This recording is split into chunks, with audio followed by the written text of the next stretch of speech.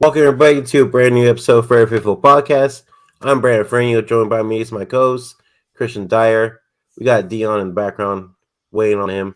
But we also have special guest 49er Media Anshul. We got Bashar, 49er Minded. We got Niner Sickness, Niner Beto. How we doing, fellas? Wonderful. What up? Tired. I feel it. Long weekend. Happy New Year, fellas, by the way. Happy New Year, everybody. Happy New Year. Happy New Year. I don't blame you, bro. If I was a Warrior fan, I'd be tired too. This fucking guy. No, Here bro. we go. Here we go. The Warriors. Yesterday I they were was up- celebrating. They were celebrating that win yesterday, like Bro, I was on a trip telling you, and bro. so I'm 500. just jet lagged. Anyways, getting back into the Niners game, okay? Real champions. Here's Deon right here. Oh, there we go. What's All going right. on, yeah? What's up? What's up? Sorry, man. I had to cut up a little cilantro and cebolla. Having some birria tacos tonight, baby. Oh, look at you, All man. right. That Hey, was what on time, New bro? Year's Eve, dude. I Neighbor still made can get a flight over there. Dude, my neighbor made those for New Year's Eve party. Dude, it was bomb. Birria So, tacos. Fire, bro. Birria tacos. Oh, yeah. And then you get and see my wife, she can make me the queso birria tacos, so it's even better. Oof. there you go. Deon's speaking Spanish now. Oh yeah, bro. I speak a little bit, a little something. I speak a little bit. And Just Deon know- with the he new, just- the he- new cup for the He new just year. knows all the Spanish. Somebody's that's Spanish. I know. What'd you say, Christian? I said, you just know all the Spanish when somebody's mad. As long as you Yeah. enjoy Deacon cider. I can't deal with y'all. That shit was funny. Hey man, look, we just had a hell of a fucking matchup with the Raiders of all teams. It was a fight that we definitely didn't anticipate. Our defense obviously went to sleep, probably went out the night before and had a few drinks because we got handled in ways you couldn't imagine. Devontae Adams shit on us like nobody's business. Motherfucker averaged over 20 yards a catch. Let's start with media, man. What were your thoughts from the game? Yeah, I mean it definitely was surprising. I was scared the entire game right after the first drive, especially because it just continued where the defense just could not get a stop. There was just no pressure. The defense was just there was nothing going on well defensively, and then later in the game, finally something was clicking, pressure was happening. The Niners defense was playing better, but offensively, I still think that we left some points on the board because I think that the Niners still could, despite scoring 37, they still could have scored more points, but definitely defensively it was not a good day. All right. Go to Bashar. Go ahead. Talk to us. Yeah, I mean, facing Devontae Adams isn't going to be easy, regardless of who the quarterback is. When we all saw that 100% why, Devontae Adams will still be effective. None of us knew who Jared Stidham was. From one person I knew who watched him in college, I was expecting this guy to suck because I heard he wasn't that good in college. I heard he wasn't good on the Patriots, and whatever. And next thing you know, we see him on the Raiders playing against us and doing all this play action stuff, this mobility. He's getting rid of the ball quick. He's throwing the ball downfield. I'm like, who the hell is this guy that's shredding us right now? This is pissing me off. And the first few drives that it happened, I was like, okay. This is just going to be a short-term thing. The Miko's going to rally up the troops and rally up the guys and get a new game plan going and say, okay, I see what these guys are doing now, and let's fix it. And apparently in the second half, they were scoring at will on us as well. So it was a tough outing for us, but we did something that we didn't do all year, and that's win the game with our offense rather than win the game with our defense. And it was a great showing for Purdy in the offense as well. So, hopefully our defense regroups and we look more like the defense that we've been all year long and not like what we saw in Las Vegas.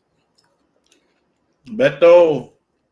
Yeah, bro. It was one of those games, man. God, I wouldn't want to just rip the crap out of the Raiders and shut those Raider fans. But they came to play, man. They came to play. They are professionals over there. They have some good playmakers on offense, man. And they've probably been hearing all this shit all week long about how we're going to dominate. We're going to kick their butts. And so they play with a little bit of pride. And the defense, like you said, the defense didn't take the the quarterback or any of that offense seriously, and almost bit them in the butt. But one of the things that we can take out of this, at least I did, is that Brock Purdy definitely is able to do a comeback and win a game. You know what I mean? What's up, Joey? Joey's starting it already, man. Sorry, Yeah, that was sure is. yeah. Joey, to answer your question, I'm gonna say probably the defense, the way they looked on Sunday. for the record. This guy Brandon, if you follow him on Instagram, he parties hard. I'm always asking him what club is holding these parties and whatever, because this guy parties like a rock star apparently. And maybe the defense did party more than he did because they looked like shit on Sunday. I don't think neither. Yeah, they both. It looks like everybody party, even special teams, man. But Robbie Gould. The only one that didn't party seems like it was Brock. He stayed at home with his parents and before this game because he didn't want to get in trouble. He's underage, right? He's under 21. But the fact that he came back and won this game and did a comeback from behind was I think we needed this. I think the Niners, since he took over, it was a team that it was all defense, the run game. As long as you have a good defense, a good run game, Brock Purdy can win the game. He can manage the game. But can he come back and win the game if we fall behind? Can we face adversity? And can Brock pull it? And we saw a little bit of that. So it's a good test before the playoffs. At the end of the day, we got the W, and that's all that matters. Christian? Yeah. First of all, I definitely learned my lesson of freaking we're going to kick the living shit out of teams and being overconfident on the show. I'm not doing that anymore. But that game was super stressful. It was a fun game to watch, but it was stressful. Like I was still freaking shaking after the game. Like I was like, it took me a minute to calm down from that. That was nuts. But defense laid a stinker. Definitely, I think every good defense is due for one of those. I wouldn't count the Kansas City game as a stinker because of all the injuries, but I would. Oh, Beto, you're trying to make me laugh. So I got what I liked the most that I saw from that was we faced adversity in the second half. We were down even 10 points late in the second half and still found a way to win that game. We needed to see some real adversity for this team going into the playoffs. Even, with it being a quarterback with getting his first start and against the Raiders have been very good. Regardless of that, it's the NFL and every team, can win any given Sunday. And the fact that we were able to go down late, come back and win the game, overcome the fact that the defense was terrible, and the fact that we still won the game with Purdy played probably his worst game of all his starts. He missed a lot of throws and he was not his best, and we still won the game. More than anything makes me a believer in him more than I have so far, because I wanted to see him face some real adversity, which is definitely what he did. And he freaking stepped up, because other than that one first bad throw, when we should have won it in regulation, he drove us down the field, which was awesome. So that's one thing I wanted to see. Can he, get a late drive in a big game, which this was an important game because we're playing for the second seed, and an important game with high stakes. Can he do it? And he did. So I definitely trust him going into the playoffs. So as much as this game was hard to watch at times because it was so stressful, it's exactly how the kind of game we needed, and it played out the way we needed it to feel good about going into the playoffs with this team. B-Dubs, talk to us, man. You had a little fire lit in you earlier with all that Lakers and Warriors talk, so I need a little something, man. Give me something. You heard it. Brandon, come on. We need that fire. All right. Well, so, I mean, just like Christian said, it was a stressful game to watch, especially on New Year's Day. You're recovering from a little alcohol, little party and shit like that. So, but no, the defense, I'm just the whole time. Sorry, guys.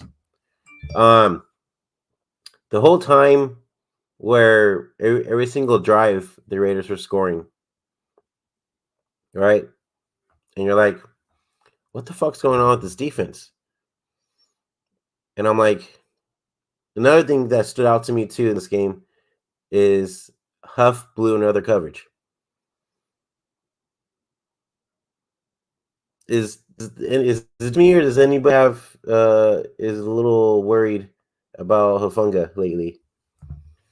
I've been getting more worried now. I'll be honest, and I love Hufanga, but because at times it was like early in the season, it was like he was in the wrong place at the wrong time, and he didn't know where he was supposed to be. But there's been times where he has been in the right place, but he's still getting beat, and I don't like that. Yeah, you're on mute, sir. I have to agree. Huff is my favorite player on the defense, and just seeing him, they're using that aggressiveness against him, and he's not realizing it.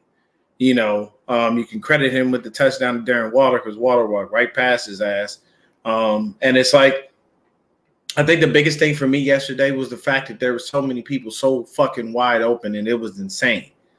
You know what I'm saying? The defense didn't get home. We didn't get not one sack, though we came close. We didn't get it. On top of that, it was definitely a hard sell to watch these DBs just let these motherfuckers roam free. Devontae Adams was open like a motherfucker all game long, you know, outside of a couple of catches. So, you know, it was a defensive struggle yesterday that I didn't anticipate. But yes, Christian, you are correct. This was the game that everybody wanted to see. They wanted to see him face some adversity and see how hard that was and whatnot. Now, what's going on, Swan Song?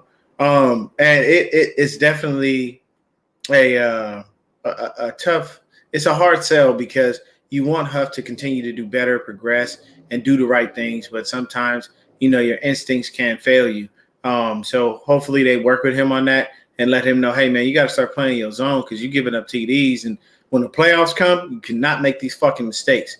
You get your ass out on the bench real goddamn quick. So it's just a frustrating thing for us, you know. What's going on, Perk Dog in the house? But Yo, quick question for you guys. You think the defense slept on Stidham a little bit just because they didn't have that much tape on him? I know Nick Bosa did say like after the game that they underestimated him. They underestimated. Yeah, because the issue is you look at Stidham and you go, all right, Stidham, like who cares? What are we worried about? He didn't really look good in New England. But the thing is, people grow, people progress, and honestly, the win is everything. Was a little concerned about Robbie Gould, Diamador Lenore, and Huff. Those are my three guys, and I'm like, what are y'all doing? Because Robbie could have kicked that field goal, and we'd have just went the fuck home instead of going to OT.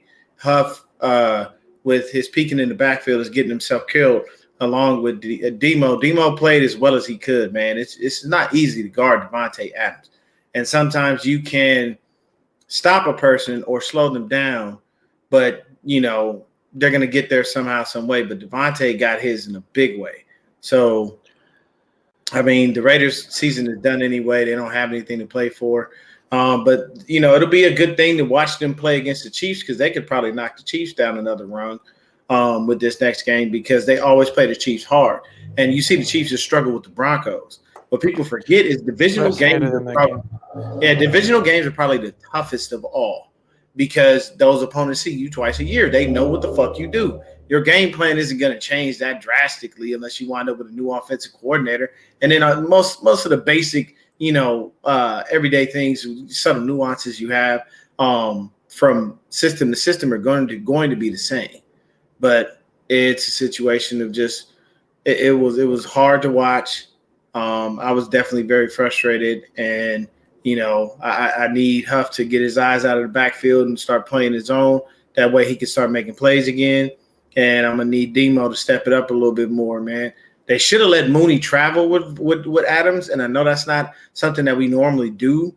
And D'Amico isn't a big fan of it, and neither was what's going on, Steve-O? And neither was Robert Saleh. But honestly, man, if you take a look at the tape and it tells you that Demo ain't cutting it, you're gonna have to put in Jackrabbit. You know, you're gonna have to go with Janoris Jenkins. I have no ambitions of seeing Ambry Thomas on the field. I know that's your dog, Breezy. I know he's a Michigan guy. But I don't trust that. He's good, but that's the thing is Thomas is actually good in man coverage, which Yeah, but I don't. Lenore's not good at man coverage because anytime he has to like be on one with a receiver, he gets burnt. Mhm. And because we run a freaking zone, which that's what Thomas is not good at, which is why he probably doesn't look good in practice because he's trying to run a zone defense. When we played man against the Cowboys in the playoffs, he absolutely shut down fucking CeeDee Lamb, who's one of the best Yeah. receivers in the league. So it's hard for me to say that you can't trust Thomas when the last time we saw him, he played well, and we haven't seen him all year because he got beat out by Lenore during Mhm. training camp. It's hard to say like, oh yeah, well, no, when he's actually like playing man coverage and he's covering his guy, he's actually done pretty well and shut down pretty good receivers. It's just we run his own defense. Yep. But that's the thing is, as soon as it goes to any kind of like one-on-one where Lenore's covering a receiver by himself and doesn't have help over the top, he does not play well. That's very, very true. Those are all great points. So, even though we were all a little upset, man, let's talk about something positive. Let's talk about CM motherfucking C. This kid is flat out fucking amazing, man. Almost 200 yards from What am I reading? You know what I'm saying? This guy, damn, that's fucked up, bro. Beto out there all one night. So let's go ahead and we're gonna do this almost in a little bit of an X. Lefty, give me your thoughts on CMC, and then we'll jump to media, then down to Bashar, and back over to B-Dubs, go to Beto, and I'll finish it off. I mean, he's he's been the best thing that's happened to this team. It was literally this trade's been an A+. He's completely made our offense so much better. Just everything, like when you notice like he's like running plays where he's able to get like the defense to worry about not just Kittle but McCaffrey at the same time on like pass plays. And I honestly think that's what's helping Ayuk a little bit get open at times because, especially on big drives, you're so worried about the two, killers, which would be, Kittle over the middle and then CMC out either in the flat or on running a slant from the slot, whatever it may be. He's not only helping the run game, he's helping the pass game immensely, and he's making it so easy on Purdy. It's amazing. And like honestly, I can't wait for Mitchell to come back for the playoffs because the the back and forth between those two, with obviously CMC on there in the passing downs, and then hopefully when he's getting the ball, it's more on the edge because when he gets the edge, he's just unstoppable. And getting Mitchell up the middle, which he's fantastic, because I swear he gets 5, 6, 7 yards every time he runs up the middle if he can stay healthy. So I'm extremely excited to watch McCaffrey in the playoffs. It's going to be, I think, his first time in the playoffs? He's never made it before, right? No, this would be a second time. I believe he made it. I think he made it in his rookie year with Cam. Okay. I think. But yeah, it'll definitely be good for him to get into the playoffs, man. I mean, look, two players on our team, Trent Williams and CMC, had never been to the playoffs, or at least hadn't had good experiences with a team that could take them far. And look at us. We provided that for them. Were you done, Christian? Yeah, I was just saying I'm really excited to watch this 1-2 punch the Niners are going to have when Mitchell comes back in the playoffs. It's going to be hard to beat us just because good luck stopping our run game. And honestly, it's just in the playoffs. I'm excited. All right, media, talk to us. What you think about that run CMC kid? I mean, I will say, like, at first I didn't want us to trade for CMC because I just didn't think it was gonna happen, but it did, and he has been an A plus like trade for this team. I mean, well, we're now 9-1 since we've traded for him, and he's just making this offense so much more explosive. We're seeing that, now the Niners are able to score 30 plus points with a guy like even Brock Purdy. So I think CMC's just been outstanding. He was doing what he's been doing, running the ball really, really well. He had one heck of a game, and like Lefty was saying, like it's gonna be fun to watch. The 1-2 punch of CMC and Mitchell, because they're definitely two different types of running backs. So, CMC, he was just amazing. Like, for the first part, like, the off of the offense, it was mainly CMC, and so he was just a huge part. And he's just continuing to make it tough on these defenses. Oh, CMC's been just outstanding. There you go, man.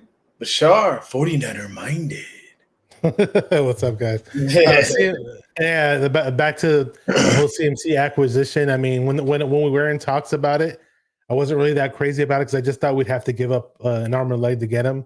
And at the end of the day, we did give up a lot of picks. And I was actually doing a live stream when the news was announced. Somebody typed it in the chat, and we were like, "Oh boy, whoa, what's going on here?"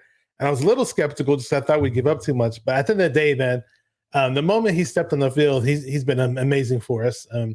What I'd love to see him do in the Raider game and see him do in other games as well is just that he'll get past he'll get past line of scrimmage and get into the second level, talking about 5 or 6 yards down the field, and you think, okay, cool, he looks fast right here. Boom, he hits the second gear and he looks even faster. And he's not a big guy, but yeah. What did we see on that one screen pass that Brock Purdy threw to him on the left sideline that he almost took for a touchdown?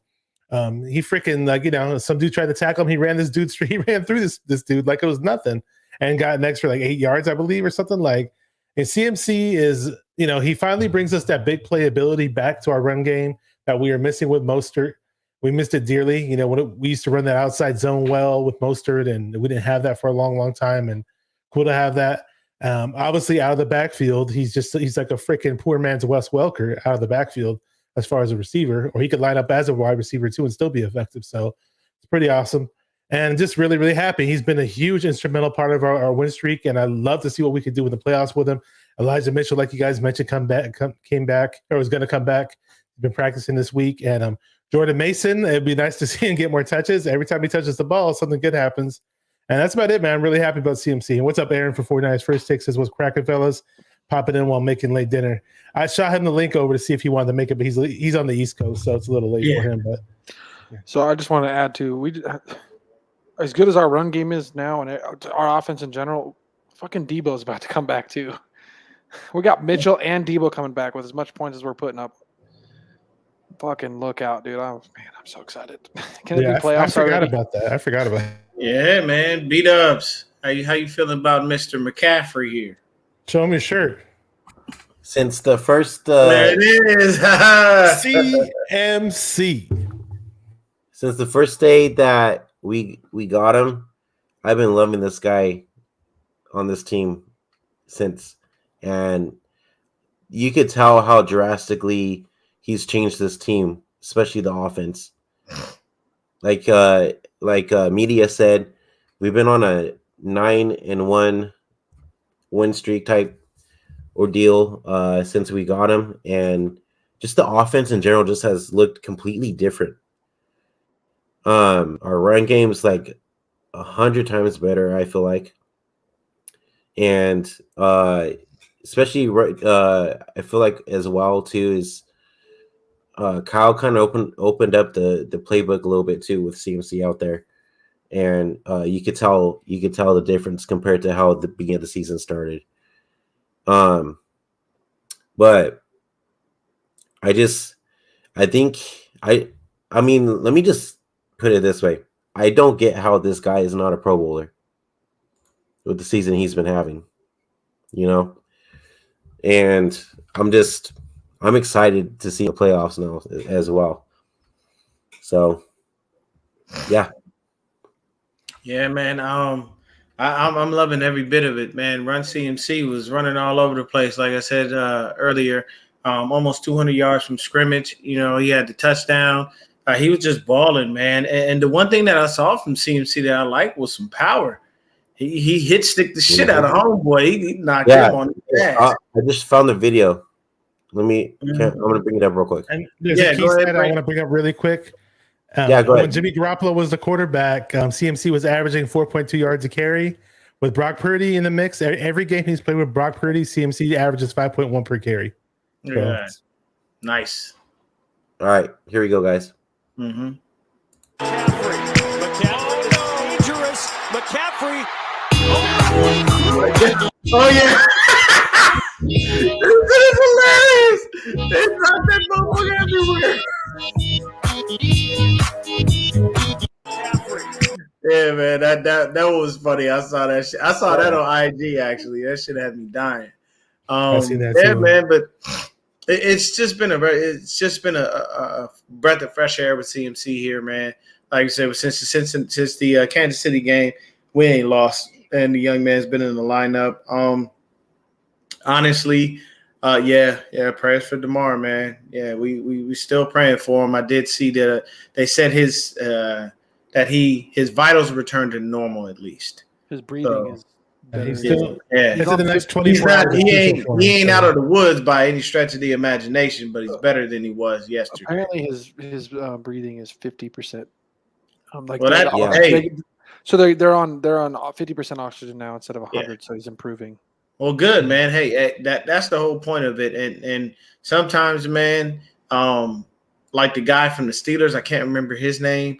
Ryan Shazier. Yeah, Shazier. You have that itch to return, but sometimes, bro, you just gotta listen to your body and call it a day, man. And don't feel bad. Don't let nobody tell you that you're wrong. Don't let anybody call you, anything, because it's your life, man, and you're the one in control. And it's lovely to play a game that you love, but at the end of the day, man, I'll tell you right now, I'm one of them people. If some shit damn near take my life, I'm not doing it again. And then at the same time, I don't play with my life like that. It's in me. It's who I am. I don't skydive. What the fuck am I jumping out of a perfectly good plane for? To fall to my death? Hell no, I'm straight. That's like running across the street and there's full on traffic going 100 miles an hour. Who the fuck does stupid shit like that? Well, like a video I'd see on Twitter. Yeah, like people are fucking idiots, man. And like, I'm sorry, I don't play with my life. I do not risk my life for no apparent reason because I think it's a thrill and the adrenaline rush. I want an adrenaline rush, man. I'll try to relive my glory days when I used to run track or some shit. I may pull a hamstring, but at least I'll be all right. Either way, prayers up to Jerry Renner. Was it Renner, the actor? Yeah, Jeremy Renner. Yeah. He's doing all right. Hey, and Deon, unfortunately, me and you being black, me being Mexican, we put our lives in danger just getting in the car, bro. We do, but we the thing is we don't do shit to purposely put our lives in danger. True. Like I kid you not, man. Like I don't snowboard. Why? Why do I need to snowboard? Go swim with sharks, huh? Well, yeah, I don't jump in and swim with sharks. I'm not getting in that fucking cage. I'm not gonna do that. Either way, CMC is a great running back. He's been looking fantastic since he's been here. He's a great addition with both the run and pass game. I think he's almost averaged at least 100 scrimmage yards, damn near every game that he's played for us. So I am happy with the addition. I don't care about the picks. What we're getting in return right now is amazing. And you have to think about it. Later on this year, he gets to hang out with Lance. Now, mind you, that could change given what happens in the playoffs and whatnot. But either way, I mean, hey, the Eagles told Nick Foles, you can kiss my ass after he won the Super Bowl because they wasn't about to pay him, and I'm not saying we would do that to Brock Purdy, but I mean, if he got far enough in the playoffs, I could understand if they said they wanted to have a little bit of a competition. One thing I do have to say about Brock Purdy really quick is the fact that he showed, that noodle arm here and there. And I've seen it every now and then, man. There are times where his throws just he's standing there, he's set, everything is right. He just does not have the power. What underthrow to Kittle though? His feet weren't set perfectly. I'm saying just in general, I've seen on several occasions where the weak arm is on display. That's something that can be fixed. That's the thing. It can be. Brady had that issue. Brady did no longer have a weak arm after so many years in the NFL. So it can be fixed. It's a mechanics type thing, and learning how to be able to do it properly. But I love what he's brought to the table, man. Let's talk about Brandon motherfucking Ayuk, man. This dude, he just continues to make play after play. He's only got 4 40 something yards to get to 1,000. And if we give him 44 yards, 44 yards to get to 1,000, 2 TDs to get to double-digit touchdowns on the year. The young man is coming along very well. I love what I'm seeing from him. I want him to continue to progress and continue to be great. He is a monster on the field, and just the plays that he made yesterday down the stretch were clutch as hell, man. I loved every second of it. How did you feel about BA, Brandon? I loved every minute of it as well, especially that one drive where they're driving down the field, and I think it was a couple in routes, first down. And there was one play that Brock Purdy threw that was kind of short, but Brandon Ayuk jumped up for it and caught it, and I think got a first down as well. The one that got tipped?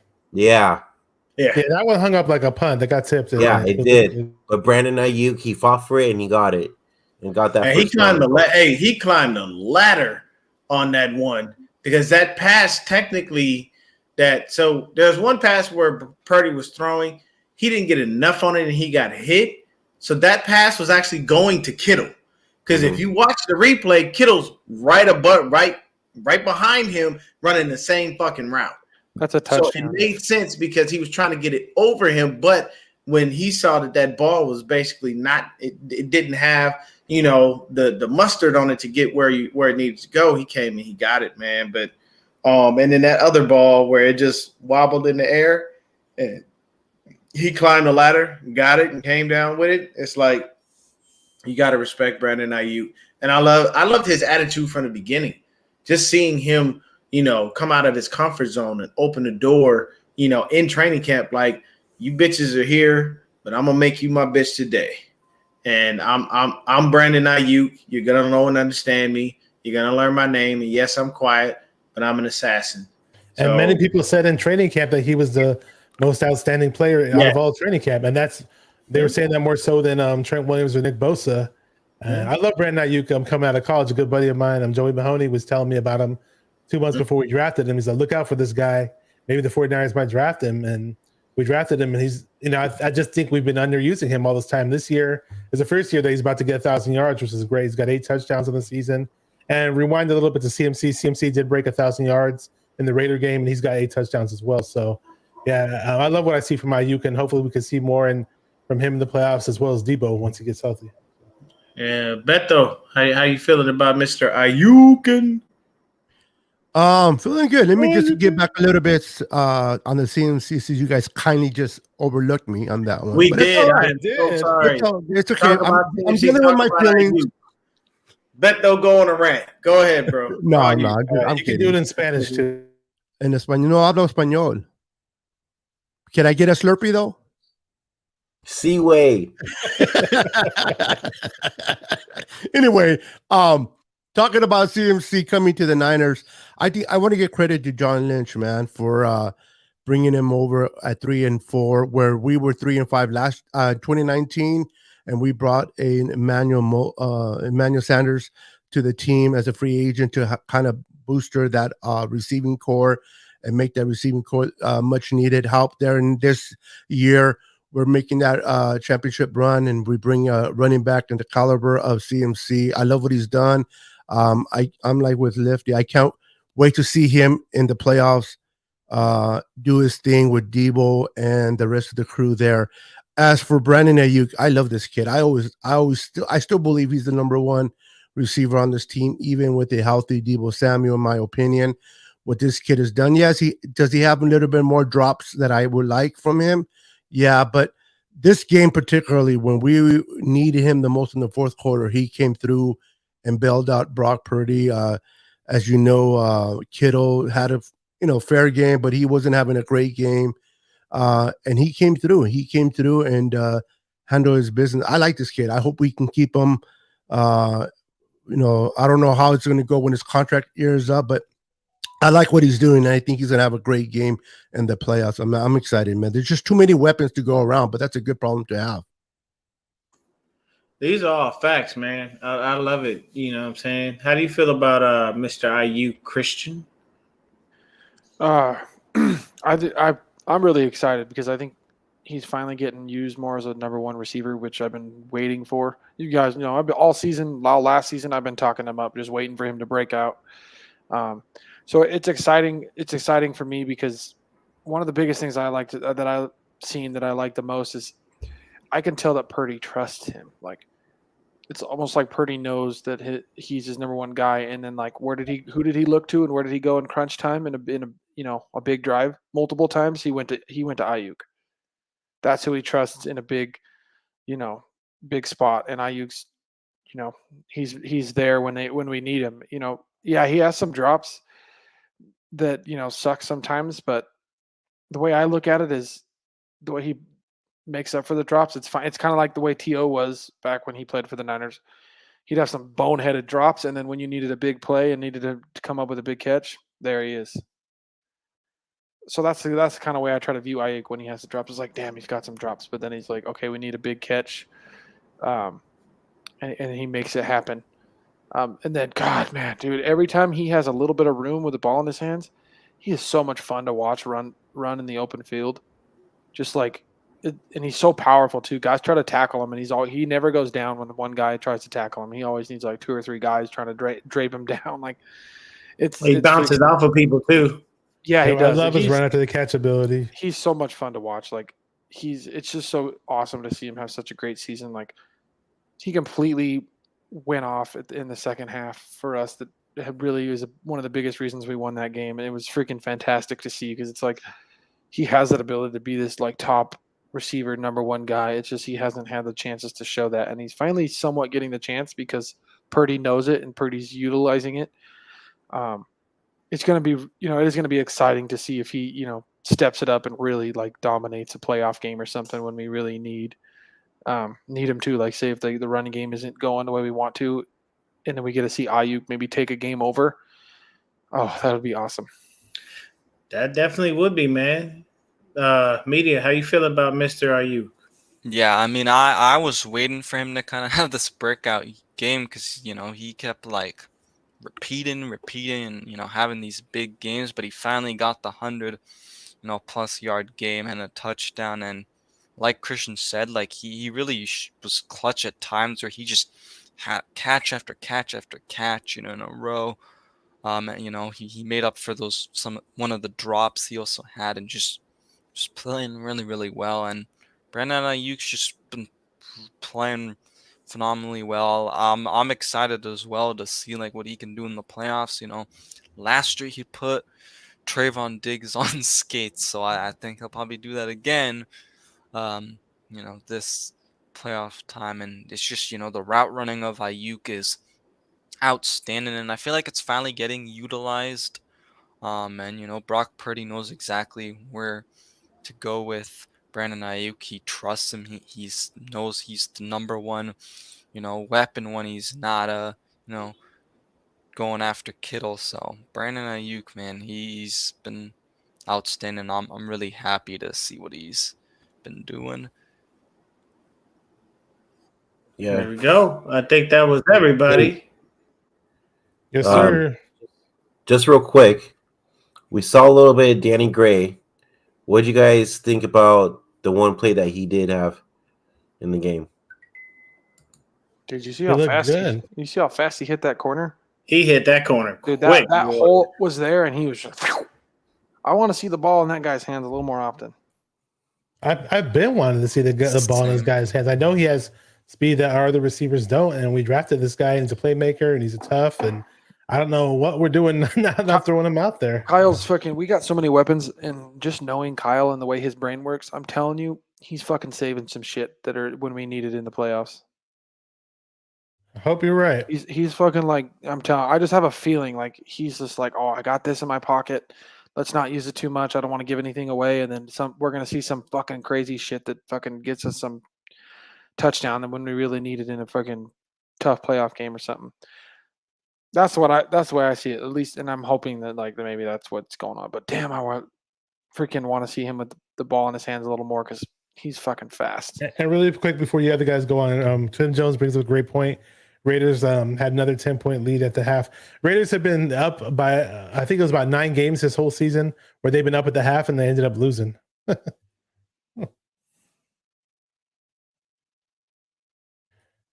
You guys can go on about Danny Gray. These guys are Oh, muted. you're good. Danny Gray, yeah. I mean, I think like I loved that to see him get that one play. It's just I've wanted to see him as well, like utilized more. And I think the reason we haven't really seen it is again because Kyle Shanahan loves to redshirt a lot of his rookies, and also if you aren't able to block or if you don't have the route running, you're probably not going to be on the field. And so I think that's why also Danny Gray, along with, how many weapons we have, I think that's kind of been another reason why we haven't seen Danny Gray. But I would love to see him, used with more of those jet sweeps because he does have that, speed. I want to see more Danny Gray just in general. It's what it is it's a scare for the defense, honestly, when you put them on skates like that and go, I've got this dude who's going to make you look really, really bad, who runs really, really fast. So I honestly think that if you take Danny Gray and you're utilizing him in the correct way on those types of plays, those end arounds and stuff like that's how you maximize on his talent without having a guy to be able to put the ball down the field. So we all see it and we all know and understand it. Trey Lance is the guy who throws the deep ball. Jimmy don't throw a deep ball. Purdy is all right. He's been doing good, but he's not going to hit Danny Gray in stride.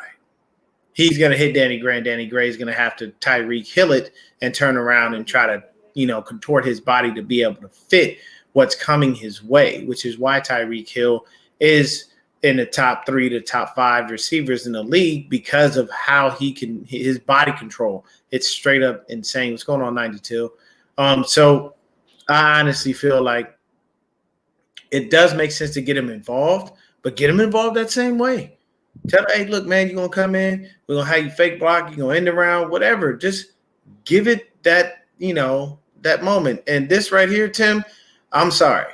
I'm going to tell you right now, if that's your thought process, you most likely like Jimmy Garoppolo or you are sold on Brock Purdy. I need to remind you, Brock Purdy has only played a few games, bro. Like the jury is still out. We're collecting information. Shout out Jason DePonte for that one. We're just collecting information. It is not time to get rid of Trey Lance. The man was injured. He never had a fair shot to be the starting quarterback. We kept Jimmy's dumbass around. I mean, yeah, in hindsight, you look at it and go, okay, he played a little bit better than he has in recent years.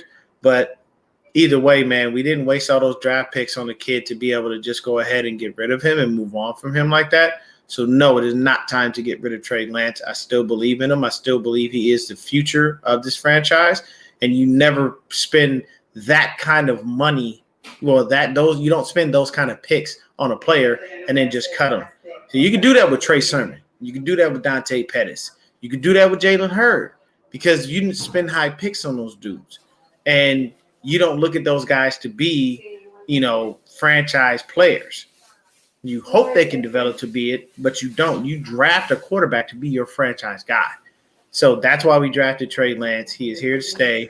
And if you feel that we should get rid of him, then, hey, I mean, that's your opinion. You're entitled to such. I just hope you're not one of those people who thought we should have kept Jimmy's ass too.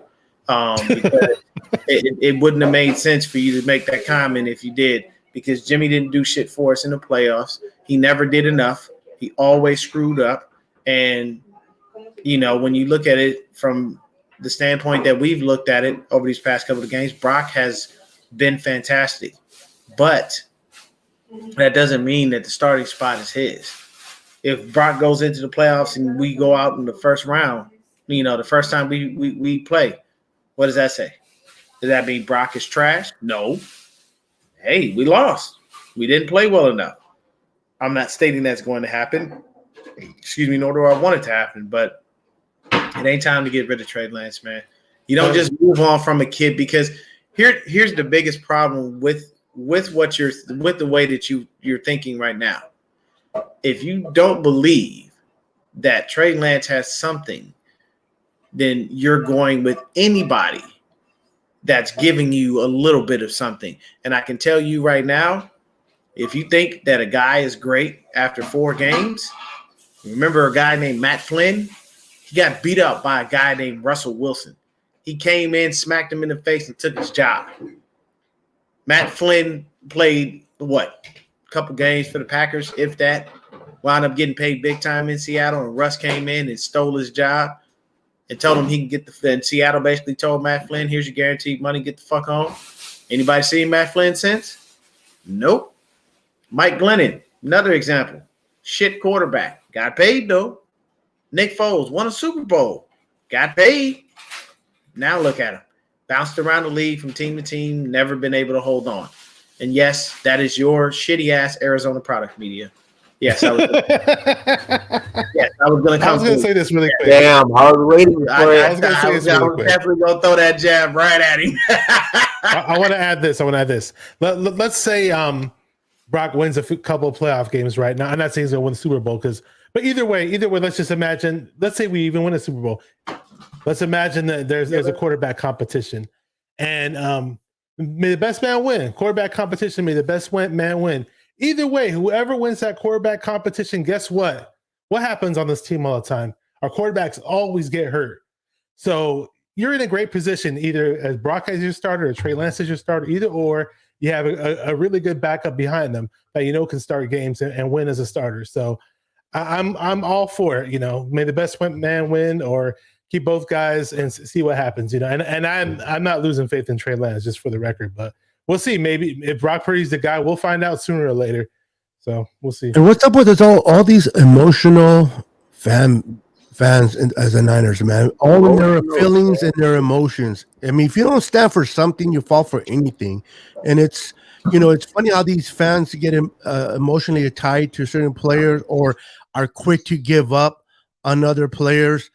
Trey Lance, we don't know what we have in this kid. We may have nothing in him, or we may have a lot in him. We don't know until we see the product get his opportunity to overstate and overreact that because Brock Purdy's been having a few good games that all of a sudden he's the guy for this team. We don't know that yet. We're going to let things play out and enjoy the ride that we're enjoying this season with Brock, enjoying his success, being successful for this team, helping us win teams. But let's enjoy the ride. Let's not listen, as content creators, we're going to have so much to talk about in the offseason, about the Trey and the Brock. Let's save that material for then. Now, Justin, put your seatbelt on. Like T.O. says, get your popcorn ready. Enjoy the show. Watch Brock Purdy. See how far we can go with him. And like Deon said, if we lose the first round of the playoffs, it doesn't mean he sucks. It just means we had a bad game. And if we would have lost the Raider game, it would have meant that he can't come back and win a game and come from behind. It just means it wasn't his day. Brock Purdy did Purdy out. So let's continue to focus on Brock Purdy this year, and we'll worry about whatever happens next year happen. But like Bashar said too, when you have a competition, you have 2 quarterbacks. As much as quarterbacks as we go through a season, it's good to have a number 1 and a number 2 capable of being on number 1 as well. So let's worry about that then. Let's focus on winning over the Cardinals and getting to the playoffs and see how far we can go. To all the 49er fans that are emotional, get laid. Well, Dr. Phil, stop being emotional. Yeah, hey, look, man, he said it best. Get it how you live. You know what I'm saying? Go knock something down. Whatever you like to knock down, go knock it down. Yes. Everybody has their own thing, and we live in a very sensitive world, so I ain't gonna tell you how to live your life. You go do whatever makes you happy. Don't get laid. I'll tell you. But this for me, at the end of the day, I think this Raider game was a wake-up call to the defense to say, hey, doesn't matter who you're playing, you got to be on your P's and Q's at all times. Don't underestimate nobody. So we possibly are going in facing David Blau or Colt McCoy. We can't underestimate neither one of them. Although David Blau looks like shit. I watched him play, and good Lord, it was horrible. Like, I'm sorry, man. Like when you go from but like this, we went from our first to our second, and we're on our third string quarterback. And we're faring very well. David Blau is the third string quarterback in Arizona.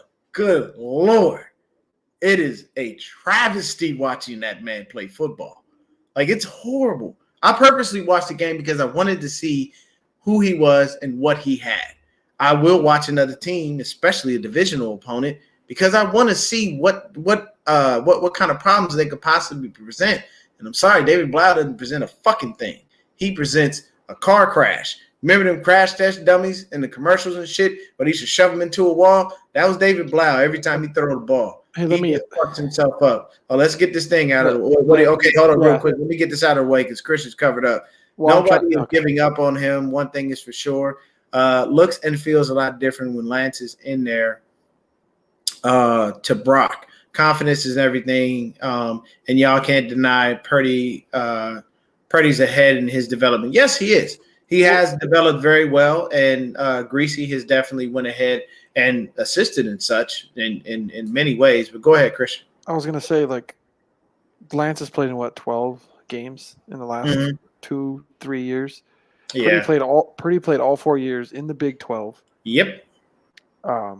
Against real competition. Obviously against real competition, so he's obviously looks better that way. He looks more prepared because, and he does see the field.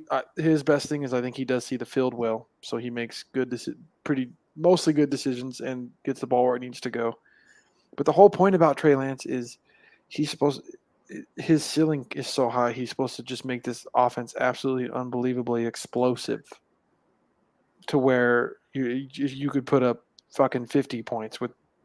That's the whole reason Kyle drafted him, is because he wanted a quarterback who can just do everything. Obviously, that's what Lance was drafted for. We don't know what Lance is because he hasn't really been developed much at all, so we don't know what's there. That's why we can't say much. Like, we know what we have in Purdy, and if you ask me, Purdy's doing good, but this is what Purdy would be his whole career. What we're seeing now is what we're going to always see from Purdy. Which is his ceiling which is good. And I mean, I do think he could be a starter in this league. I'm not saying he's going to wow anybody, but he can win games, and I think he's better than Jimmy Garoppolo. I've been telling naturally, people, but we don't know what we're going to have from Trey. We have no fucking clue. Like, it took 3 years for Josh Allen to fucking become Josh Allen. 3 years of sucking. Or 2 years of sucking. In his third year, he broke out. He made his arm stronger. He did a lot of things. It took a long time. And Josh Allen is the comparison that we have for Trey Lance. And we haven't had a chance to let him play. He sat out his rookie year, which, in my opinion, probably all of ours opinion, he should have just fucking played. It was stupid not to let him play. Exactly. Like, I don't give a fuck. Like, you want to let him sit. There's no point in letting him sit. He needs to play football. And then we finally get to play football this year, and Kyle fucking is just a little bit ridiculous in the play calling to start. And and I don't know if that's because he didn't trust his passing ability yet, because he was trying to develop him. But we haven't got to see enough of Trey Lance. He needs to play football. He needs to get the reps. So you can't really say anything about Lance because we have no fucking clue what we're gonna get. The jury's still out on him. We've seen flashes, but we have already seen flashes of greatness in some of the fucking plays and throws that he's made. Yeah, so we already know the next season is going to present us with a good problem to have to figure out what we're going to do as far as the starting quarterback. But either way, man, at the end of the day, the Raiders lost, the 49ers won. So any Raiders fan you see, though they fought hard and fought well, they can still kiss my ass because they lost and they ain't shit. But true for me, I am going to stir up some shit real quick because I like to. Beto was talking earlier before we came on, and he was speaking of, the Lakers from, Here we go. the Showtime Lakers, with Kareem and Magic, and y'all don't know nothing about AC Green and Byron Scott, you know what I'm saying? And the Showtime Lakers are a formidable team, man. They played in the era where real basketball was played. And I can tell you right now, the Showtime Lakers would serve the Warriors of today. They would have no chance. How about the Warriors when they had Durant, though? Yeah, they did. Oh my God, are you serious?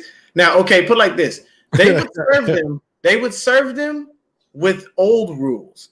This little ticky-tack, fucking cupcake league we playing today, yeah, the Warriors are built for it because it's a shooter's league. But honestly, the Showtime Lakers back in the day, bro, man. And then he said the Detroit Pistons, the bully ball. I'm talking about take your head off type shit. Like these cats weren't like you didn't go into that game and think, oh, I'm gonna go in here. We're gonna play basketball. Maybe there's a couple of hard fouls. No, these motherfuckers was trying to knock your ass out. They were literal enforcers on teams.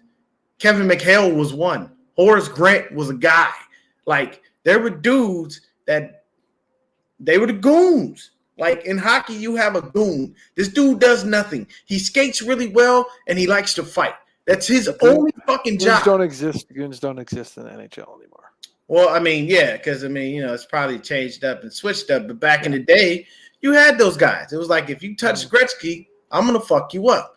And that was his job. His job was strictly to protect the top dude on the fucking team. And that happened in basketball. You know what I'm saying? And in football, your enforcers are your offensive linemen. But, like I was saying, I mean, does anybody feel different? I feel like the Showtime Lakers would destroy the Warriors.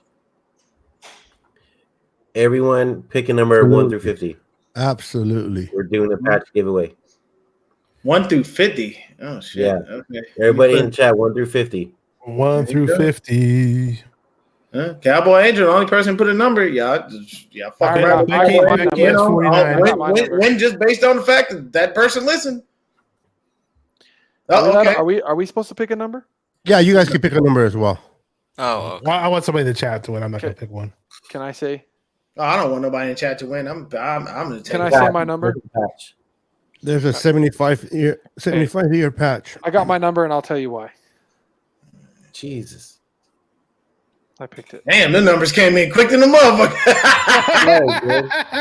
But you guys can't double up the numbers. Okay, well, I picked 33. You got a burner account in here. You got it don't double up the numbers. I see a bunch of 34s. Yeah, I put 34 first. It's because when you put it on StreamYard, it'll do it for multiple accounts that the channel's streaming on. That's why. So I'm gonna give you guys a choice between a Joe Staley 74 patch or a 75th year patch.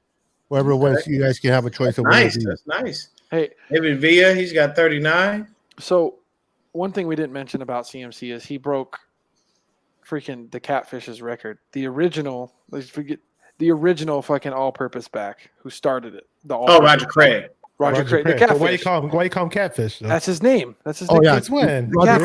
It's always been the Catfish, dude. Really? Yeah, college. Yeah. Yeah. I never knew that. Bill Walsh gave it to him because. Oh, did Bill Walsh? Okay. And the reason is because when you look at, it's the way his eyes are when he's running the ball. If you look at his eyes, they're wide like this. Big eyes. And so fucking Bill Walsh gave him the nickname the Catfish. It's an asshole move. I didn't know that. So he's the Catfish. But McCaffrey broke his record. I think it was a receiving record or something for running backs, right? Yeah. Like in a certain span of time, like most yards. Yeah. He broke his record, which I think is amazing because, when you think about it, the original all-purpose back was Roger Craig. He kind of made that version of a running back a thing. He's really the first to do it. The first to get 1,000 yards rushing, 1,000 yards receiving. Yeah, that's what I'm saying. The fact that he's not in the Hall of Fame is absolutely insane. He created a style of running back, and the fact that they don't have him, and that's what was so cool to see McCaffrey break that record because it's like, dude, he just broke the record of the 49er great, and like CMC. And CMC is he's such an explosive guy.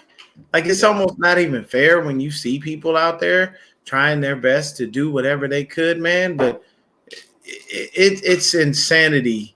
You know what I'm saying? So, yeah, there you go. 49er minor McCaffrey pass. 49ers great Roger Craig for the most catches by a running back in his first 6 seasons Sunday. 435, a 6-yarder during the second quarter against LA. Yeah. Dude, against the Raiders. That's insane. Raiders, yeah. That record was held, made in the 80s when Craig was the first running back really catching the ball out of the backfield. like he was. No other running back was doing that, and that record stood for that long, and then for McCaffrey to break it is pretty freaking cool. And Marshall Faulk at I one picked point 33, so shut up, Joey. Marshall Faulk was putting up those crazy receiving stats too at one point in his career. So it's good. It's crazy to hear that McCaffrey broke such a record. Dude, it's really cool. I'm a huge Roger Craig fan, and the fact that he's not in the Hall of Fame and doesn't get the love that he deserves when you see all these running backs catching the ball out of the backfield, and it's like they're getting drafted because of that reason and stuff. And it's like, if it wasn't for Roger Craig, there would be a lot of guys that would be his resume. First 1,000-yard receiver and runner ever was Roger Craig. And it's the crazy thing is like there would not be a lot of backs if it weren't for Roger Craig. LaDainian Tomlinson looked like Roger Craig. Marshall Faulk, Roger Craig. Christian McCaffrey, Roger Craig. Exactly. And I've said it before. I'll say it again, man. Christian McCaffrey is one of the coldest white boys I ever seen in my life. He is a monstrous guy. Like the dude just like when I seen him hit stick homeboy. I was like, yeah, he just snatched your soul. McCaffrey is the black Debo, and Debo is the white McCaffrey. Huh? When we picked up McCaffrey, Butcher Boy from 95.7 The Game was screaming in his camera because he was all hyped up about the move, and he said, "We got the white Marshall Faulk." Hey, bro, that I'm makes telling sense. you, like people don't understand. The only thing is, CMC never had home run speed. Like that's the only thing. But he can get you the yards, and he is definitely a great back. He can run through the tackles. He can do it all. But Beto, go ahead and give out the winning number, and we'll find who won that there. All right, you guys ready? Mm-hmm. So, all right. So, Google, pick a number between 1 and 50. Yeah, your screen's black. We can't see shit. Hold on. Google, pick a number between 1 and 50. Hey, Google, pick a number between 1 and 50. Hold on. Number 7. All right. Fuck calling Kaepernick's number, dude. Or Moody. Moody Ward. Oh, media. I think it's media. He picked 13. Where did he go? I don't know. He had to go. Oh, no, it's Swan Song. He picked 5. Is it? Yep, I can't see it. Okay. Is the guy. Yep. All right, perfect. I'm going to put my my email on the comments, or actually, if you can type it in there, Brandon. It's 49, Niner Sickness Podcast at gmail.com. Send me your information, Swan Song, and I'll send it to you. Congratulations. Oh, and by the way, let me know which one you want. You want the 70? Yeah, do you want the 75 or you want the Staley? Oh, the Joe Staley. Those are nice, man. 49er sickness at gmail.com. Yeah. Oh, no, just Niner Sickness. Niner Sickness. Okay. Or if you want the Forever Faithful, you can choose that one as well. It's up to you. Oh, he said the 75 patch. 75? All right, you got it. Just send me your information and I'll send that out to you tomorrow. And Beto is serious about that, ladies and gents. Believe me, I got my patch. I'm just I haven't found the right shop to go ahead and get it sold into my my Bowman jersey, my black one, because I like that. If you want, I don't think I added to yours, but I can put adhesive tape on it for you guys if you want it, and all you got to do is iron it, and it sticks. Oh, you iron it on? Okay, I got you. There you go. It's just as good as being stitched. Yeah. So, What are you gonna say, Mr.? I was gonna say about Bosa. I wanted him to tie or beat Alden Smith's sack record. He didn't. He came up sackless in Las Vegas, and it sucked. It looked like he was getting held a good portion of the time, and he wasn't getting much help in the pass rush either. Yeah, but the dude, he got held. They didn't call it once. It's getting to a point where it's just flat out ridiculous how people are how these refs are just watching him be held and just don't throw flat. Like I feel like they're getting paid off. When they didn't, they're purposely getting paid not to see it. When they didn't call it in the Super Bowl his rookie season, that just told me he's never going to get him. Yeah, that's terrible. Samson against the Raiders. Samson got held. Yep. Dude, the one against his neck or whatever. Yep. Yeah, that was for a Devontae Adams touchdown. Yeah. Yep. Didn't call it. How about them saying that Devontae Adams caught that ball? That was fucking horseshit. No, That that was was. the one that bullshit. it looked like a man might have hit the ground. I knew That they were ball going to hit give it to him. I understand why It's a they big didn't name. reverse it though. It's a big hard. name. I knew they hard. were going to give it to him. Dude, but we were beat. We had to The beat the refs were refs. so trash. We had to beat the refs that game, and we did. That sucked. We had to beat Stidham and the refs. I know.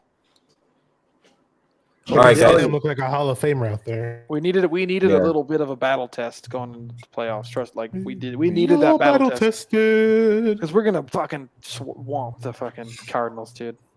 All right, guys. We just swamp everybody in the playoff. We're gonna Feed those end little it here. fuckers some rice. Watch them. Rice. They explode if they eat rice. We're gonna Oh, go ahead okay. and end it here now, guys. Beto and Bashar, thanks for tuning in or tuning in, Thank but joining you. us. Real We really quick, appreciate it. Swan Go Song ahead. said he sent me the email, but I didn't get it. Did you type it in right? Fan mail too. Niner Sickness Podcast. Oh, Niner Sickness podcast. Yeah, he At said. gmail.com. I got it. I got it. He said it. Is it with the number 9 or is it the word? The Fucking- word Come The on, word. Gambino, dude. What the Niner fuck? Sickness Podcast spelled out. Can't trust Gambino for nothing. Niner sickness. Niner Because he Sickness. goes, he sent it. I want to make sure I get it. So Hey, the 49ers Gambino can't be trusted over here. there you go. there we go. There you Childish go. Gambino. So That's Brandon, dude. He's the Gambino. before I end it right now, I'm gonna go ahead. We're gonna do a moment of silence real quick, just to do another for prayer DeMar. for DeMar. Or I thought you were going to do 10 jumping jacks there, Brandon. Wow, thanks. But that's after the moment of silence. Oh, okay.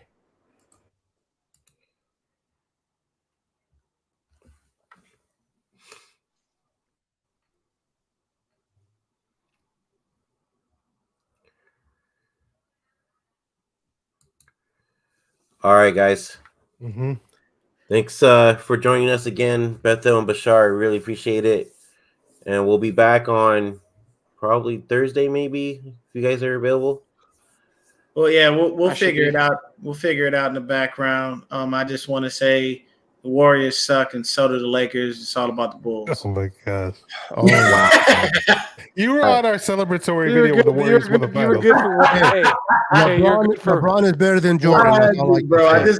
I like One to see. decade. I like to see Brandon get riled up, and he doesn't One get decade. riled up for much. I know it's hard to get when Brandon you emotional. when you diss the Dubs, it triggers something in him. Hey, And I like One- to see him with a little fire and a little spice in his life. So I say shit like that, just to see if I get a reaction. But he's holding his cool very well. I mean, but Hey. yeah, we're gonna believe in a miracle like the Warriors win another championship. That's the miracle we're gonna believe in. I believe in miracles. dude, it might be more of a miracle. There you Hey. go. Hey, It might be more of a Hey, miracle Dion. believing the Bulls are ever going to win. Huh. Dion, didn't Donovan Huh. Mitchell just score 71 on you guys? Yeah, man, we're gonna end this damn podcast. with Brandon over here running his goddamn mouth. Like Oh, shit. hey, Dion don't All like spiders. He don't like spiders. All right. Until next time, peace, guys. Go Niners. Lakers. Fuck the Raiders.